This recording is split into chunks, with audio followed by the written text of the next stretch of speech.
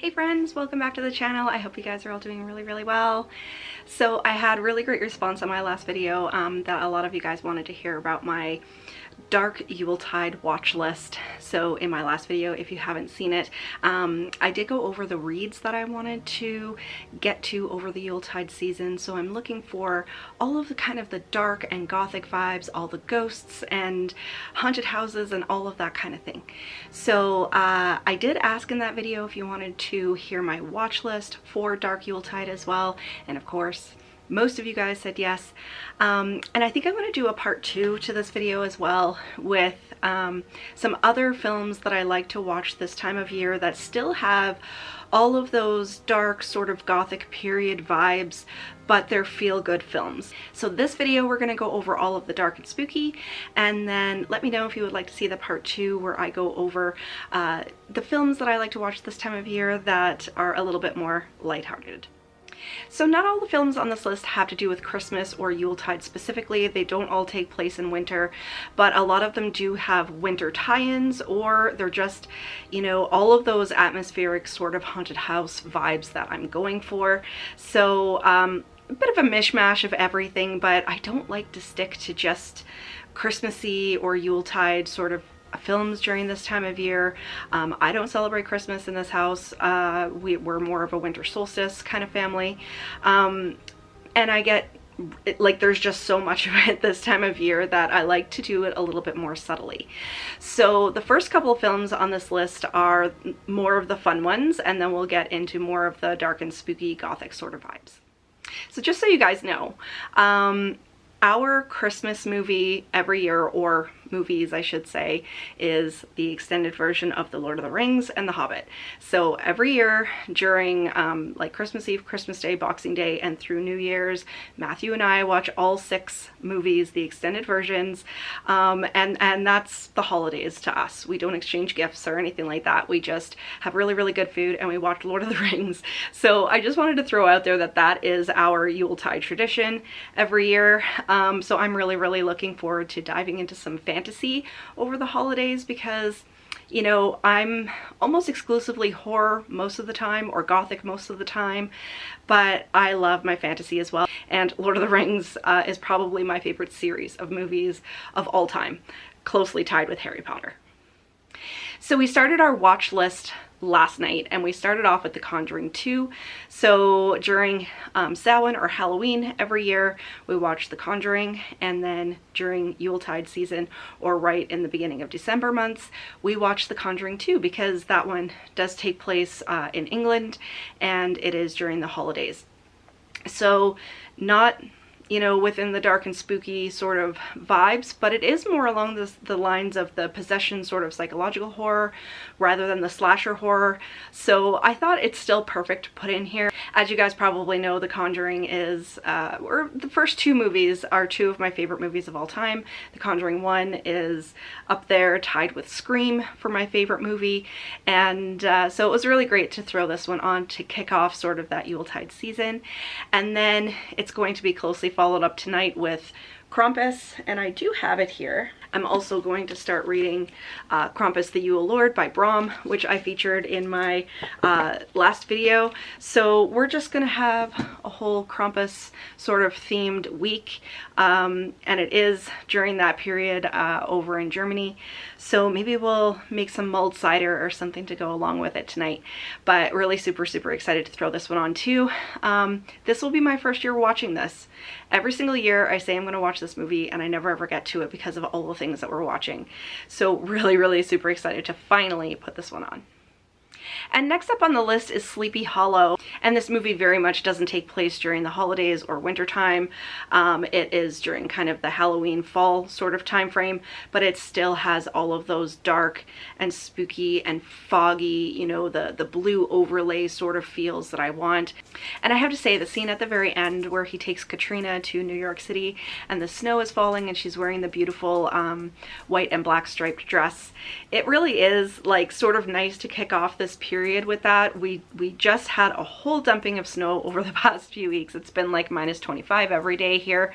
So we are coming into that season, and I thought this still really tied in absolutely perfectly. So not a Yuletide or Christmas themed movie at all, but that last scene in New York City is all the feels that I want right now. And of course the costumes and just the general atmosphere of this film is just one of my favorites. Okay, staying along the same lines as Johnny Depp, we have to talk about Edward Scissorhands. So I haven't watched Edward Scissorhands in quite a few years, 5, 6 maybe, I'm not really too sure. I watched this movie very first when it came out on VHS.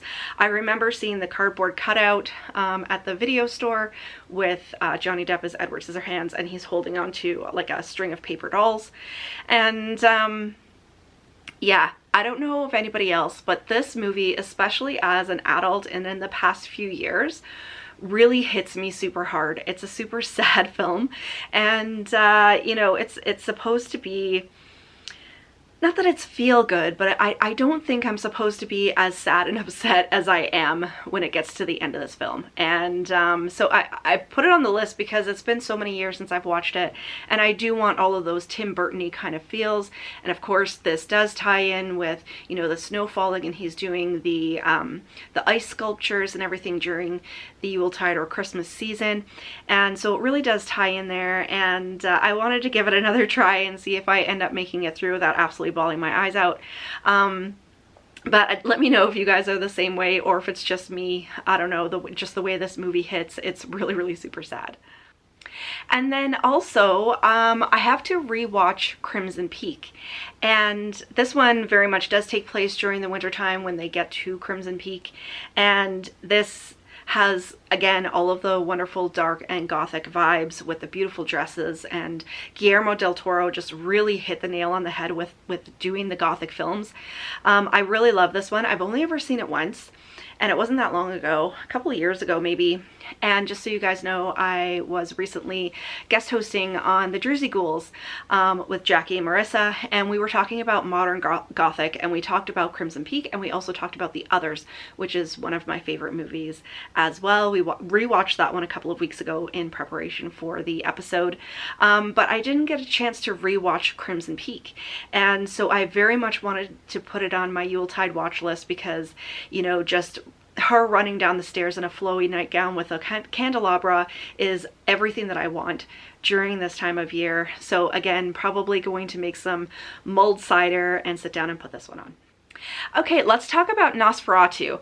And I've been excited about this film ever since I first saw the trailer, the teaser trailer that they put out months ago. And this is premiering on Christmas Day this year. So just a little bit of backstory with the whole Lord of the Rings thing. When the Lord of the Rings movies were in theater, they came out during this time of year. And because we have very sort of subtle holiday traditions and we're not Christian, we go to the movie theater pretty much every year on Christmas Day. And for years and years in a row, we always went and saw the Lord of the Rings films and then the Hobbit films during Christmas Day time. And I remember when Matthew and I first started dating and we moved in together, our first Christmas, I was like, oh, you know, we've got to go see, I think it was The Hobbit was in the theaters at that point. And he was like, well, what do you mean we're going to the movie theater on Christmas Day? Like, is it even open? And he was just blown away that the whole place was completely packed. And so one thing that we love doing is going to the movie theater on Christmas Day when there's something playing that we want to see. And the fact that this movie is coming out, you know, with all the Gothic feels and the vampires and Victorian London and the whole thing during Yuletide is just perfect. So obviously I don't get Yuletide as a holiday from my job, and nobody else does in my family either. So this is kind of when we do those traditions of just stuffing our face full of really good food and watching really good movies. And I'm so super excited about this one. I really hope they do it justice. I did enjoy the first Nosferatu, and of course vampires is one of my favorite subgenres. So if you guys are excited about this film, let me know, and maybe we can do a little bit of a review on Christmas Day or Boxing Day after I go see it. Next up on the list is Wuthering Heights, and for the longest time this was my favorite period film and book. So I studied the book when I was in high school, and my favorite iteration like by film is the one with Laurence Olivier. And when did it come out? Like in the 40s? I can't remember now. I believe it was in the 40s. And I absolutely love this film. I watched it over and over when I was a kid, or a teenager, I guess. And just that first scene where the gentleman comes in to the old Gothic crumbling mansion, and there's a storm outside, and he feels the icy grip of a woman and hears her howling outside for Heathcliff. And you know, so the majority of the movie or the story doesn't take place during, you know, Yuletide season, but it just wraps in again with all of those Gothic feels and all the Gothic vibes. And you know, I have a different kind of appreciation for this story as an adult than I did as a child. Obviously, it was a very toxic relationship, but it's still one of my absolute favorites. It has been bumped down to position number 2 though in my favorite period sort of Gothic story, because Jane Eyre is definitely number 1. Next up is a new one for me as well. It's The Man Who Invented Christmas, and it is based on the story of Charles Dickens. And I still haven't seen this one. It's really, really odd because I love Charles Dickens, and The Christmas Carol is something that is very much traditionally watched in my house. So really super excited to put this one on. It doesn't come into like the terribly into the dark and spooky, but since I do love The Christmas Carol so much, and I do love Dickens so much, I definitely wanted to put it on this list. So if you've seen this one, let me know. I think I got it off a list that I saw on TikTok, and I'd completely forgotten about it, that it even existed. So super, super excited to have some new ones to add to my list this year. And then speaking of Dickens and of course A Christmas Carol, I will be watching that one as well. And my absolute favorite version of the film is the one with Alastair Sim. It has to be black and white, and it has to be Alastair Sim as Ebenezer Scrooge. And I watched this movie. There's 2 movies that I watch every single Christmas Eve, and this is one of them. So because we are going to be gearing up probably for our Lord of the Rings marathon, I might move this one a little bit earlier. We'll see what happens, but because we're going to be going to the theater on Christmas Day as well. But really, really super excited to put this one on. I think it's been a couple of years since I watched it actually, and Matthew really loves this one too. So if you haven't seen the version with Alastair Sim specifically, please check it out. He does Scrooge really, really well. And then sticking with Dickens, where I also found a box set, it's over there, of Bleak House. And that is, it's actually not a movie, it's a series, but I thought with the rainy sort of London vibes, and the fact that we're watching The Man Who Invented Christmas, this would definitely fit in there. So I know it's quite long, and I'm worried that it's a little bit dragged out. I've never read the book. I don't know a whole lot about it, but I thought it would still really, really fit in here. And it's just completely a fluke that I ended up finding it a couple of weeks ago at the thrift store.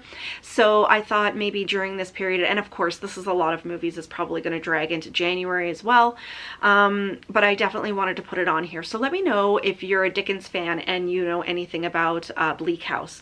That's hilarious. My candles are going absolutely nuts. We've been having a lot of spirit activity in the house lately. So that was 10 movies that I'm going to be watching during this period, and then like I said, I'll probably do a part 2 that still has those sort of period Victorian Gothic sort of vibes, but a little bit more lighthearted.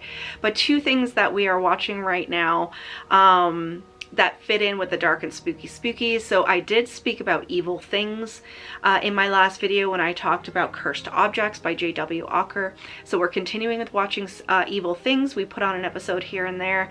And the other show that we're watching is, we're rewatching Downton Abbey, which again doesn't take place specifically during Yuletide, but it does have, you know, obviously different seasons through it, and it does go through the Christmas period. And I'm just wanting all of those period sort of ladies in corsets, or you know, their heels clicking on the gravel over in London, and it's just, this is what I want during this period. So that is everything that's sort of the dark sort of Yuletide that we're going for. And of course, like I said, we're gonna put in our Lord of the Rings and the Hobbit trilogies as well. So we've got a lot of watching to do. We have a lot of eating to do. I'm trying to pace myself this year because, you know, don't want to overdo it, but also because of, you know, my diabetes and everything now.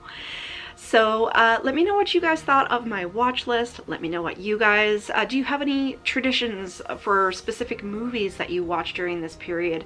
Or have you watched any from my list that you can give me a little bit of feedback? Did you like it? Did you not like it? Hopefully I've given you guys some suggestions, and I'm hoping you guys put together your own dark Yuletide watch lists as well. So as always, if you like the video, give me a thumbs up, leave me a question or comment down below because you know I love chatting with you guys. But until next time, stay spooky everybody. Bye.